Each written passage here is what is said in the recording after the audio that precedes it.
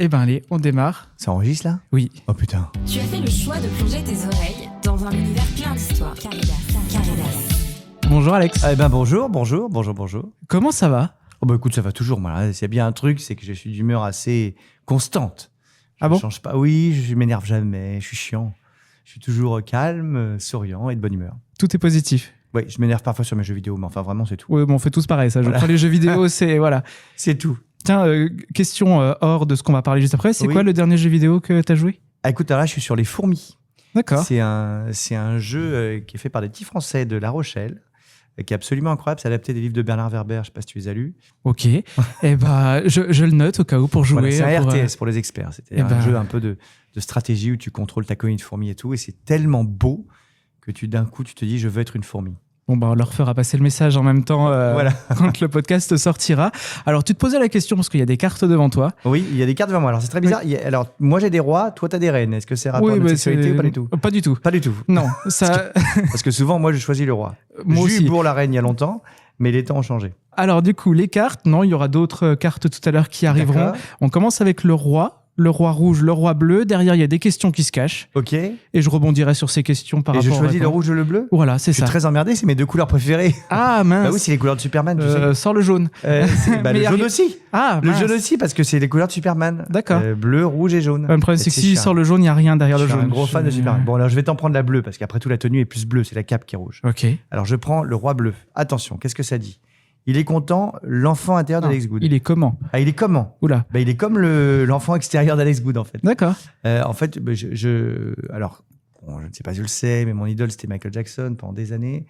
Et beaucoup de mes amis me disent qu'il a un peu trop d'éteint sur moi et que j'ai gardé ce côté un peu Peter Pan, un peu fou, si tu veux. Si tu viens chez moi, ma maison, c'est une maison de super-héros, de jeux vidéo.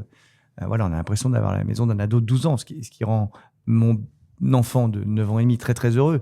Parce que, du coup, on est dans notre maison tous les deux, tu vois, à se dire on est des enfants. Mais non, écoute, il est juste... Comment te dire ? Donc, moi, j'ai gardé mon âme d'enfant, c'est sûr. J'adore encore jouer aux jeux vidéo, je lis des BD, je vais au cinéma tout le temps, au théâtre, voilà, j'adore ça.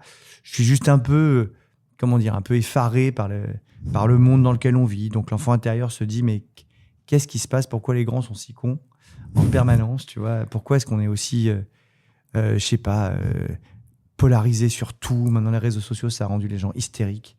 Mais vraiment hystérique. Et je pense que tu vois, quand tu penses que tu as raison, parce que des millions de gens sont aussi hystériques que toi, et tu vois, parfois, ça pousse à des extrêmes fous. Et moi, ça me fait un peu peur pour l'avenir, pour l'humanité, pour tout ce qui se passe. Voilà, mais tu vois, j'aimerais bien qu'on comprenne qu'il y a de différence. C'est normal. Moi, j'ai aucun problème à parler avec toi si tu n'es pas d'accord avec moi. Tu peux même être homophobe et me parler. Tu peux vouloir ma mort et me parler. Je le fais. Je réponds à tout le monde sur les réseaux. Mais je veux qu'on puisse parler, quoi. Voilà. Et je trouve que dans le monde où on est aujourd'hui, c'est très dur de parler.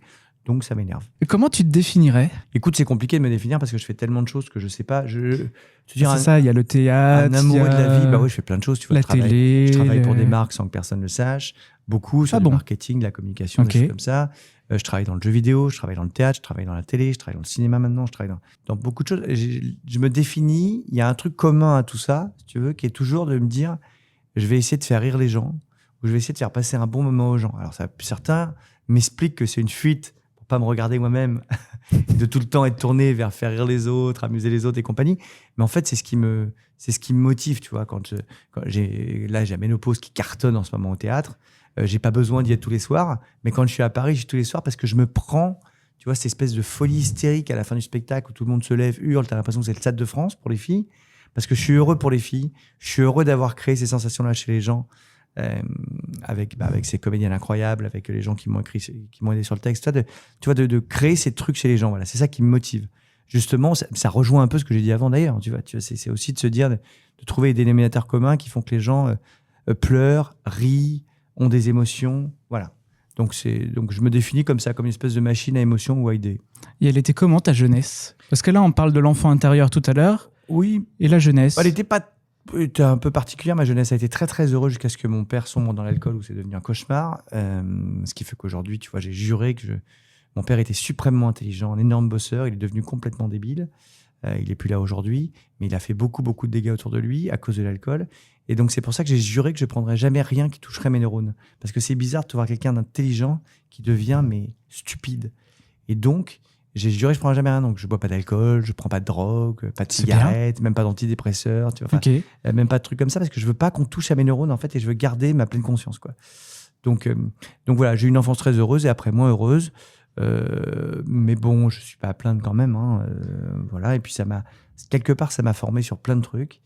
Et donc, j'ai un truc, c'est que je regrette jamais rien, donc je ne regrette rien. Et tes premiers pas à la télévision, ça s'est passé comment? Complètement par hasard. Parce que oui, tu parles d'enfance du coup avec cette partie un peu peut-être compliquée, et puis après on te voit à la télévision Bah, en fait, joyeux, j'ai une vie un peu pétillant, complexe parce que j'étais d'abord footballeur pro, c'était mon but. Ok. Après, finalement, Rien à pilote voir. de voiture professionnelle, de Ok. course. J'ai adoré. Et en fait, quand mes parents, justement, c'est parti en sucette, j'ai plus pu faire ça et je suis entré dans le jeu vidéo, qui était mon autre passion.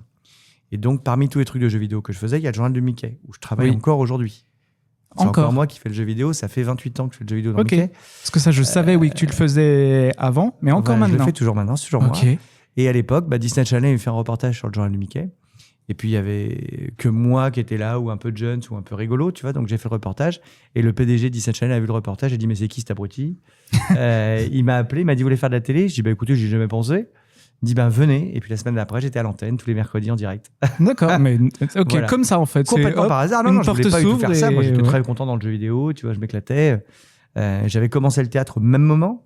Un petit peu, tout a été concomitant en même temps. Et du coup, je me suis éclaté à faire ça. C'était génial. Et puis après, du coup, mes chaînes m'ont vu. Puis j'ai changé de chaîne. Boum, boum, boum, tu vois.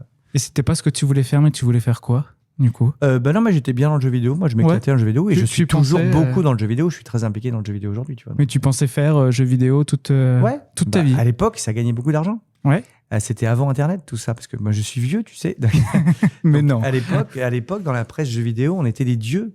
C'est qu'on gagnait énormément d'argent. Les gens achetaient les magazines pour avoir les démos que tu ne pouvais pas télécharger sur Internet. Ça n'existait pas. Ouais. Et notre avis comptait comme de l'or, quoi. Donc, on était pourri gâtés par tous les éditeurs de jeux vidéo. On faisait le tour du monde. On gagnait des sommes indécentes. Hein. Franchement, les très jeunes, on gagnait des dizaines de milliers de francs à l'époque. Tu vois. Enfin, on gagnait beaucoup, beaucoup d'argent. Donc, c'était chouette. Bon, après, tout ça est parti en désuétude dès qu'Internet est arrivé, évidemment. Ouais. Puisque ça valait plus rien. Voilà. Et là, c'est les 40 ans de Canal+. Et Ouais. après, t'es parti sur Canal+, du coup. Après, je suis parti sur Canal. Ouais, j'ai fait la Monsieur météo, Météo, sur Canal, voilà. qui était un peu les prémices de la météo sur M6. J'ai fait la météo sur Canal pendant, allez, on va dire 7 mois. Pendant le Grand Journal, c'était juste l'année avant Louise Bourgoin. Nous, on n'était pas encore sur le Grand Journal. Ouais. Je pense que Parce ça aurait qu'il y mieux avait les marché Miss si on avait- Météo, et du coup, il y a quand même eu le Mister Météo. J'étais le premier Mister Météo de Canal et le premier Mister Météo d'M6. Et voilà. Bah, pourquoi pas. Pourquoi pas? Et c'était comment la météo sur Canal? Parce que Écoute, c'était très paradoxal parce ouais. que déjà, c'était une chance inouïe, donc je la remercie de m'avoir donné, notamment Christelle Graillot à l'époque qui m'a fait venir. Mais la réalité, c'est que moi, j'avais vraiment un humour Canal et qu'ils m'ont expliqué que j'avais trop l'humour Canal. Sur Trop. Canal. alors, Donc du coup, je dis, t'as l'humour excusez-moi, Canal, mais trop l'humour je Canal. ne comprends pas, Ouais, c'est parce que moi, j'étais bercé par les nuls, tout ça. Ouais. Ils disaient non, mais maintenant, on change un peu d'image, on va être plus classe et tout ça. Donc, je me suis un peu calmé au fur et à mesure. Mais comme j'aime bien mourir avec mes idées, j'ai dit, non, je continue. Et du coup, ils m'ont dit, on va peut-être se séparer. J'ai dit, ok. Ils sont encore plus classe aujourd'hui, on va dire. Voilà, et alors aujourd'hui, c'est vraiment devenu classe, Canal. Ah oui, là, aujourd'hui, ça n'a rien à voir. Et C'est chez très M6, tiens, c'était comment? Parce qu'il y a pareil, eu je un suis arrivé, incroyable pareil, talent, la il y même a chose. eu... Non, je suis arrivé avec la météo sur M6. Oui, il y a déjà eu je suis arrivé ça. avec la météo mais- et c'est pareil, on m'a dit mais c'est trop drôle, faut changer. Moi j'ai envie de m'amuser, je vais dire tous les jours qu'il pleut parce que quand même on va pas se cacher. Dans notre beau pays, il pleut quand même Il tous les pleut, jours. Hein, oui. donc, Aujourd'hui, tous les du jours qu'il brouillard, pleut. voilà. Donc j'ai envie de faire rire les gens malgré la grisaille, quoi. On m'a dit mais t'es fou. Et puis 2 semaines après, ils m'ont dit alors en fait, on a reçu tellement de messages de spectateurs que je pense que t'es sur un truc.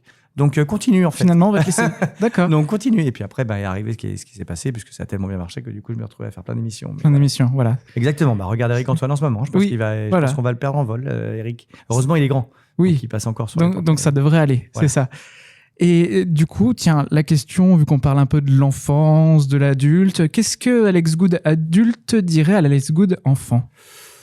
S'il l'avait en écoute, face de lui, tiens. Non, pas grand-chose, parce que j'ai pas beaucoup changé, donc je pense que je réagirais pareil. Donc, je dirais, écoute, voilà, bats-toi encore et encore, tu sais, mais après, j'avais déjà ce tempérament. Donc, non, je dirais, écoute, tu vas voir, ça va être cool. Tu vas T'as être pas papa, tout ça, ça va être Ouais. génial. Ça va être génial. C'était pas trop prévu, tu vas être papa, ça va être super. Alors, on va en parler après, ça, de ce Ouais, pas de côté souci. Maintenant, je papa. joue pour la reine. Oui, voilà. Alors, écoute, j'ai pris le roi rouge, donc pour C'est pas sortir, ton habitude, mais je quand vais même. prendre la reine rouge. Comme Oui, ça, voilà. Le roi bleu, je veux dire, et la reine rouge, comme ça fait, tu vois. Ouais, ils sont bien Un ensemble. petit assortiment. Ouais. Alors, qu'est-ce qu'elle dit, la reine rouge? Quel est ton lien avec l'amour? Oh, écoute, c'est trop compliqué, ma vie amoureuse. Ah bon? Franchement, mais non, mais j'ai une vie infernale. Je suis entre Paris et Las Vegas, donc ça fait une jambe à Paris, une jambe à Las Vegas. Du coup, j'ai le milieu dans l'Atlantique, c'est un peu froid, tu vois. Donc, Il n'y a pas trop d'amour là-bas, quoi. non, Dans l'Atlantique. c'est un peu complexe, ma vie, parce que faut me suivre, quoi, tu vois. Et puis, j'ai 25 projets en même temps. Donc, quand c'est un mec qui a un boulot normal, il se dit, mais qui est ce taré? Quand c'est un mec qui est un peu fun, qui débarque chez moi, qui voit le musée Marvel, DC Comics, il se dit, mais qui est ce taré? Donc, en fait, c'est assez dur de trouver une personne Il faudrait quelqu'un comme toi, en fait. qui me correspond. Non, pas forcément. Moi, je m'en fous complètement. Je suis très ouvert. Le problème, c'est que je tombe un peu amoureux du talent. Donc, c'est sûr qu'il faut avoir un peu de talent. C'est-à-dire que si tu es juste comptable, à moins que tu aies un talent de comptable inouï, Et peut-être t'aider sur la je vais pas me comptabilité. dire que ça m'éclate, tu vois le truc, quoi. J'ai besoin de pouvoir échanger artistiquement sur plein de choses comme ça. Donc oui, c'est un peu le truc. J'ai essayé dentiste, médecin, bon. Mais tu as quand même pu devenir papa. C'est Ouais, surtout je suis ça, papa, comme bah tu oui. disais tout à l'heure. Non, mais j'ai de la chance. J'ai eu 2 très belles histoires, une avec Thomas avant, une avec Romain après. Très belles histoires qui ont duré 7 ans. Donc le cap des 7 ans, j'y crois. Donc Je c'est pense des que belles c'est- histoires, C'est effectivement. compliqué les 7 ans pour moi, tu vois. Non, mais voilà, Ouais. mais j'ai vécu 2 très belles histoires.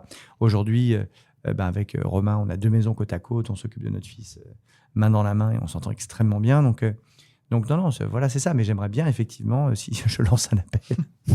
Je dis ça, du coup, j'aurai plein de messages sur Instagram, mais non, c'est compliqué, mais voilà. Bon, j'aime bien les bruns, j'aime pas trop les blonds, et voilà. D'accord. Je donne un indice. Ouais, voilà. Mais tu parlais tout à l'heure du fait que tu as déjà eu aussi des histoires féminines. Ouais, c'était avant Ça, mes ça, 25 c'était ans, avant parce que j'ai Mais- vrillé à 25 ans. Mais comment on se pose la question dans sa tête? Comment ça se passe? Je me la pose pas, je me la posais pas du tout. Pour moi, j'étais hétéro Ouais. à 100%, et puis j'ai commencé le théâtre.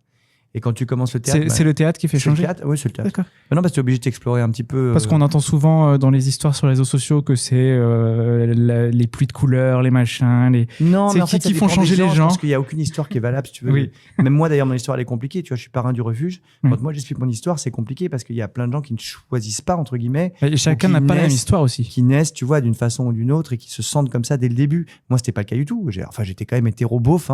J'étais joueur de foot pro, t'imagines. Oui. Plus après, coureur de tu vois, voiture, sur la en douche voiture. tous les matins, tous les soirs, avoir des kikis partout, et ça me faisait rien du tout. D'accord. Donc non, c'est juste j'ai commencé le théâtre, j'ai commencé à m'explorer un peu, puis il y a un garçon qui allait voir les filles avec qui je sortais, parce que je sortais avec beaucoup de filles au théâtre, qui demandait ce que j'aimais, puis on est devenus un peu amis, et puis voilà, puis ça a vrillé un Et puis soir, une et du coup histoire, après et- je me suis dit, bon, j'ai fait les 2 pendant 2 ans, et puis après je tombais sur Thomas, donc je suis resté avec Thomas pendant 7 ans, puis après sur Romain, donc je suis resté Oui, avec et Romain après pendant des 7 ans. histoires et des histoires, et voilà. Mais comment on l'accepte? Ça n'a pas été trop dur à accepter quand même, surtout Ah à non, parce 25 que ans. alors, mais sur, tu vois, alors pour le coup, c'est une force que j'ai moi. c'est peut-être ta personnalité aussi. Ah, mais j'en ai rien à foutre de ce que pensent les autres. Ok. Donc, mais à rien à foutre. Donc, moi, mon but, c'est d'essayer d'être heureux, moi, comme je peux déjà. C'est suffisamment dur aujourd'hui. Donc, franchement, ça m'est arrivé une fois à être atteint. C'est quand tu as l'histoire avec Hanouna et tout ça. Parce que ça a été compliqué pour moi parce que d'un seul coup, on me reprochait des trucs qui sont pas moi. Donc, je me disais, mais les gens sont fous, en fait. Donc, c'est là où l'impact a été grand parce que ça a touché ma mère et ça m'a touché moi. Donc, mais d'habitude, j'en ai rien à foutre. Ok. Donc, franchement, de façon commune, voilà, je me suis dit, OK, finalement, j'aime aussi les garçons.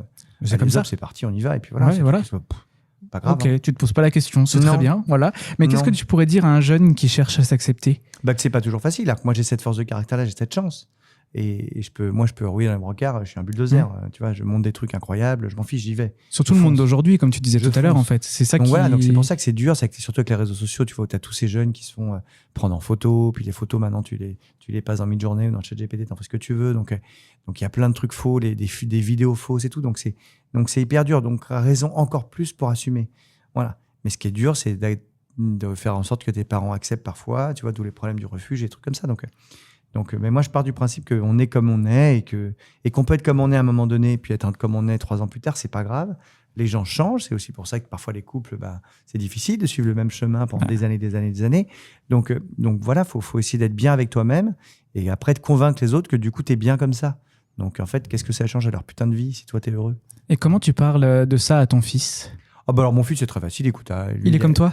Lui, il a la chance et il a quand même une vie très, très disparate. C'est-à-dire qu'il vit à Las Vegas au soleil toute l'année. Il a 2 papas gays avec un beau-père qui est adorable. Il a une dame qu'il a portée qui est black. Tu vois, donc il est quand même, tout en fait. il est quand même très, très ouvert sur le monde. Il sait très bien toutes les histoires. Il sait très bien qu'il y a des couples avec un papa et une maman, des couples il y a 2 papas, des couples il y a 2 mamans. Et il comprend. Il comprend très bien parce qu'on lui a expliqué, même déjà quand il était dans le ventre de la dame qui l'a porté, on lui expliquait l'histoire. On disait, tu sais, alors c'est pas tout à fait comme ça qu'on fait d'habitude, mais nous, on a vraiment voulu t'avoir, transmettre des choses et tout. Donc, lui, il sait tout, il comprend tout, comment ça se passe. Tu vois, il dit, moi, j'ai 2 papas, tout va bien. Pour lui, tout est normal. Lui, Tout on est- a fait en sorte d'essayer qu'il soit ouvert sur tout, tu vois. On lui a expliqué, par exemple, toutes les religions. On dit, voilà, même si nous, on croit pas, tu vois, voilà. Oui, mais au moins, il est au Marie dit, moi, courant. on lui a et- expliqué, voilà, il y a des gens qui croient, donc peut-être que toi, plus tard, tu croiras, peut-être que tu croiras pas. Mais on essaye de faire en sorte qu'il soit assez open sur le monde, justement dans cette espèce de logique de tolérance où moi j'ai envie de comprendre qu'être différent c'est normal et qu'on est tous différents, que tu es différent de moi, que le monsieur qui prend des photos est très différent, surtout avec ce pull très étonnant. Mais parfait. Quel beau message. Et le protéger des violences aujourd'hui. Je te dis à Las Vegas, Est-ce que ça te il fait est pas peur, complètement ça te- isolé. ouais. Non, mais à Las Vegas, il a pas de violence. Il n'y a pas Il est dans Ouais. un cocon, tu vois, il est hyper protégé. L'école, elle est géniale. Là, ils l'ont mis dans un truc pour un peu enfant, un peu Surdoué. développé. Ah bon machin. Il est surdoué. Il est très fort, oui, on va dire. Ouais. Voilà, il est très très malin. Ses copains l'appellent ChatGPT, si tu veux. Donc ça te donne le Ah oui. degré de truc. Bah oui, mais en fait, alors ça, on va me le reprocher encore si je le dis, mais c'est vrai que depuis qu'il est petit, avec moi, tu vois, il est très connecté. Il a une tablette, il y a des trucs, il a tout depuis qu'il est petit. Donc il connaît tout sur tout. Parce que le deal, c'est qu'il pouvait regarder un truc débile et un truc intelligent, tu vois. Donc il fallait faire un truc là, un truc l'autre. Donc il connaît tout, la taille des planètes, les machins, enfin, c'est des trucs. Il connaît des Ah oui, trucs que d'accord. même toi, tu connais pas, tu vois. Ah non, bah non, parce Donc, que c'est t'as pour des ça que je te planètes. dis, voilà. Mais non. On l'appelle c'est- ChatGPT, mais non, mais c'est un Ouais. amour absolu. Et tu vois, et nous on le protège comme on peut, on lui explique tout, tu vois.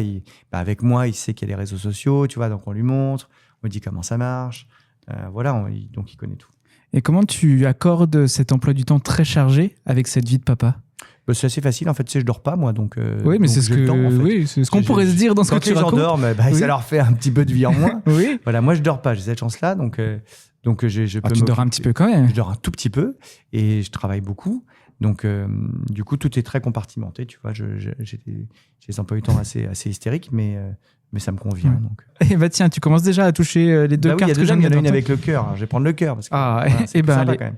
Quel papa es-tu? Ça, c'est une bonne question. Je sais pas, en fait. Est-ce que tout le monde pense qu'il peut se définir en tant que papa? Je suis pas sûr. Moi, Vous regardez des séries Netflix, vous. on regarde des séries, on pleure voilà. tous les deux devant des séries de temps en temps. On joue aux jeux vidéo, Voilà. mais on bosse beaucoup, on fait des maths. Parce que moi, j'étais très, très, très matheux. Donc, depuis qu'il est petit, je lui fais faire des maths tout le temps. Donc, tous les jours, on fait des maths, Ok. mais de façon un peu ludique, tu vois, un peu rigolote. Oui. On fait un peu de science, on fait un peu de tests de logique. Tout ça pour développer tout ce que je trouve important chez l'être humain, moi, qui n'est pas forcément de se dire faut être super fort en tout, mais je trouve que c'est drôle d'avoir des bonnes capacités de raisonnement, quel qu'il soit. Comme ça, Ok. tu peux comprendre les avis différents des autres, tu peux analyser tout. Donc, j'essaie de lui apprendre ça. Et bah, ceux qui nous écoutent, prenez ces bons conseils. alors. Voilà. et puis après, non, voilà, je suis un peu un papa poule. Romain est un peu un papa un peu plus dur, donc on est les deux papas. Voilà. Après, moi, je lui fais plus peur sur les devoirs que Romain. Voilà, donc on est très organisés. On se répartit bien les tâches. Good cop, bad cop, on est bon. Eh ben, on va sortir un petit peu de ce sujet papa. Comment va le spectacle Ménopause que tu nous parlais tout à l'heure? Écoute, on fait pas de pause pour le coup. C'est Ménopause sans pause. C'est On va même Ménopause jouer sans tous pause. les jours à Noël. Ouais, Alors, mais je sais pas je vois comment les ça, filles vont faire, ouais. mais non, mais c'est du délire. On voit encore sur les Franchement. stories ces derniers temps. On voit Non, encore- mais c'est ouais. le délire. Enfin, franchement, c'est Ouais. incroyable. Déjà, tu es très heureux parce que tu fais un truc qui marche. Et je peux dire qu'en ce moment, au théâtre, il faut s'accrocher aux branches pour que ça marche. Donc, on est très, très heureux. Écoute, là, on va prolonger sur. Voilà. Et là, on va prolonger jusqu'à fin mars et puis après jusqu'à fin juin. Enfin, voilà, on est très bien parti. Et une tournée en France? Une tournée ou pas en 2025-2026 qui part aussi, avec beaucoup de dates. Donc, non, c'est incroyable. C'est un gros succès. On est très heureux d'avoir rencontré le public.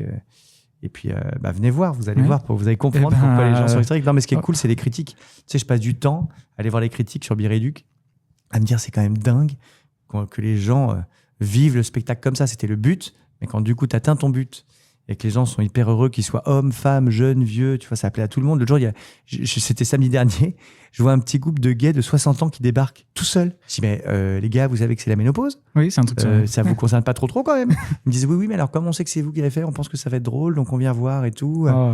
Et je dis, écoutez, c'est très gentil. Alors, ils ont adoré le spectacle et du coup, ils reviennent là avec des copines et leur maman. Donc, Bon, bah, la prochaine fois qu'on vient à Ouais. Paris, on tentera ça alors. voilà, bah oui, venez. Oui. Tu me dis quand tu veux. Et bah, comment est venue l'idée de ce spectacle? C'est un spectacle qui existe aux États-Unis depuis 20 ans. Et en fait, j'ai fait mon premier spectacle, moi, à Las Vegas en 2016. Et je le savais pas, il y avait des producteurs dans la salle de Broadway. Ils ont gagné 40 Tony Awards, si tu veux, c'est 40 Molières, pour te donner un exemple. Ah oui? Ils viennent me voir à la fin, ils me disent, écoutez, on a adoré votre show. On aimerait que vous fassiez en France, dans le spectacle, tu voyais que j'étais connu en France. On adorait que vous fassiez en France notre plus grand succès. Je dis, oh, mais c'est génial, mais qu'est-ce que c'est? Et là, ils me disent, Ménopause. Je dis, what? It's menopause.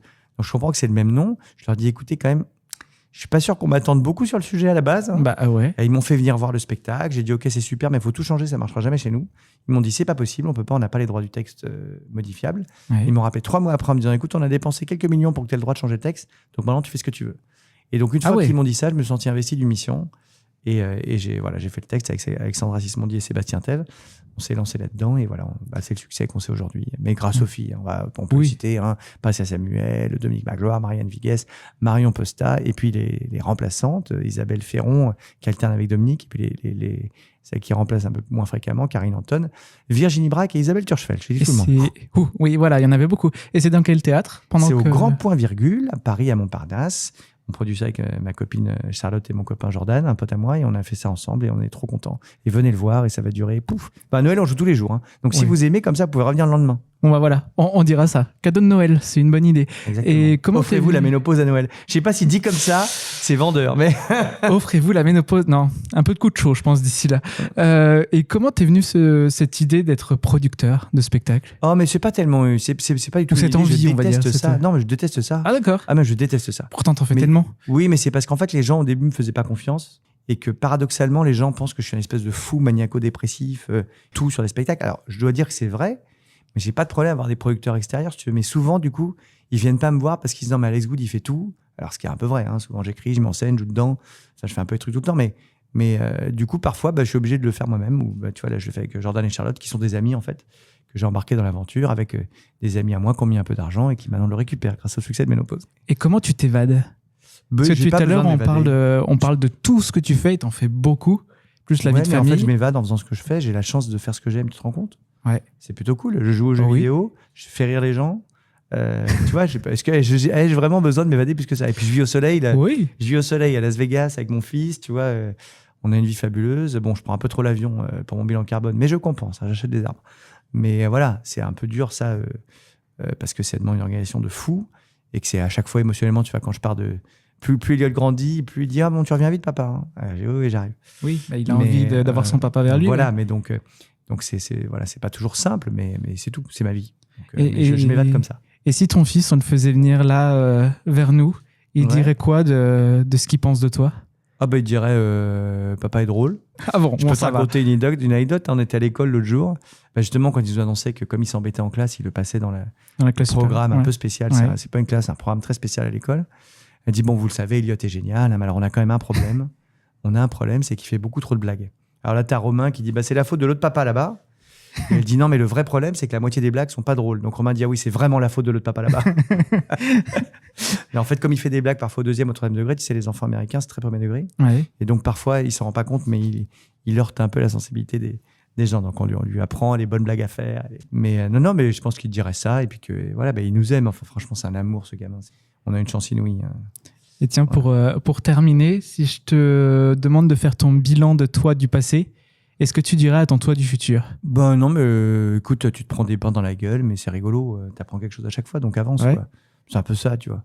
Je me prends des pains régulièrement. Hein. Je fais pas que ménopause, hein. Je fais des échecs aussi. Tu vois, ça arrive tout le temps. Donc, mais c'est pas grave, tu vois. Je m'amuse, je fais des conneries. Là, j'ai lancé ma marque de gourde. L'Alex Gourde pour rigoler. Effectivement. Je suis tombé là-dessus. Je trouvais ça drôle. Tu vois, les gens croient que c'est une blague. Mais non, tu peux les trouver vraiment chez Micromania, chez Passage du Désir, sur alexandre.com. Il m'en faut une. Et puis, du coup, qu'est-ce que tu dirais à ton toi du futur? Écoute, je lui dirais, sois zen, sois cool. C'est dur, mais accroche-toi. Voilà, enfin, toujours. Moi, je suis un naturel optimiste. Tu vois, même là, Trump est passé. Je me dis, bon, Trump est passé, on va être optimiste. Oui, voilà, reste optimiste. Peut-être que ça va être très bien, en fait, j'en sais rien. Mais voilà. J'ai pas de peur, j'ai pas de machin, j'attends de voir ce qui se passe. Et puis je fais mon bonhomme de chemin, donc je dirais continue, et puis voilà. Ouais, voilà. Restons comme ça. Positif, arrêtez de râler tout le temps, tous autant qu'on est. Je vais garder que ça. Non, mais j'en peux plus. Voilà, j'en ai. Il faut rester positif. Et merci beaucoup. De rien. Et puis on remercie toujours du coup Titou qui nous a fait les petits visuels sur les cartes. Bravo Titou. Dessinateur dans le Jura. Ah, dans le Jura. Voilà. Ah oui, c'est un peu loin de chez moi, ça. Oui, surtout si on parle de Las Vegas, oui, effectivement, ça fait loin. Du Jura à Las Vegas, enfin, c'est faisable. Hein. Voilà. Merci à Nicolas pour les photos à côté antenne. Nicolas qui a fait des belles photos. Hein, voilà. Là. Et puis avec son pull, comme on dit. C'est vrai. Oui. C'est vrai. Qu'est-ce qu'il a, son pull? Mais il fait froid dehors, donc je comprends. Mais non, mais c'est surtout qu'il a un t-shirt sous le pull. Tu vois, c'est vraiment genre le mec a peur d'avoir froid. Ah, mais il fait froid. Mais dans le Jura, il fait pas froid dans le Jura? Non, nous, on vient de Dijon. Ah, toi, tu viens de on va dire- Dijon? Oui. Ah oui, Dijon, il fait moins froid. Ouais, mais il y a du brouillard quand même. Oui, et la Beaucoup. moutarde te montonnait souvent. Aussi. Bon, bah, Ouais, bien sûr. on va Bien terminer sur cette belle phrase. Bien Merci. sûr. Eh bien, à bientôt. Si tu ne sais pas quoi faire après cet épisode, j'ai qu'une seule chose à te dire. Reste sur ta plateforme de streaming favorite, abonne-toi et mets une jolie note.